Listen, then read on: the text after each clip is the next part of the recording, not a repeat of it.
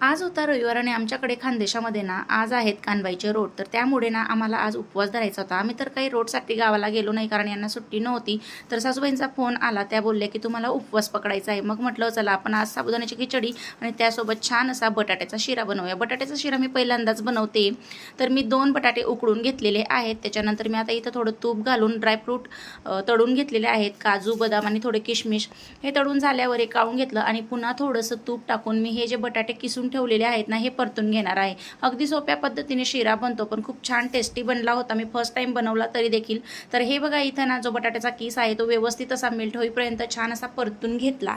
त्याच्यानंतर याच्यामध्ये मी चवीनुसार साखर आणि थोडं केशर घातलेलं दूध घातलेलं आहे. हे व्यवस्थित असं मिक्स करून घेतलं. थोडं पातळ झालं होतं तर ते घट्ट होईपर्यंत थांबायचं आहे, म्हणजे तोपर्यंत असं आपल्याला मिक्स करत राहायचं आहे. त्याच्यानंतर याच्यामध्ये टाकायचे तळून घेतलेले ड्रायफ्रूट. तुम्ही ड्रायफ्रूट डायरेक्ट शेवट पण टाकू शकतात, पण या स्टेजला टाकल्यामुळे काय होतं ना, त्यामध्ये छान असा फ्लेवर येतो.